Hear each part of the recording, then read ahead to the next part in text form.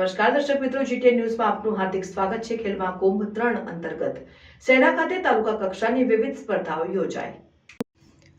ગુજરાતના છેવાડાના ગામડાઓમાં કે અન્ય વિસ્તારોમાં રહેતા ખેલાડીઓમાં રહેલી સુષુપ્ત શક્તિઓ બહાર આવે અને તેઓ તાલુકા કક્ષાએથી ખેલકૂદમાં આગળ વધે અને જિલ્લા રાજ્ય કક્ષાએ વધીને રાજ્ય અને દેશનું ગૌરવ કરે।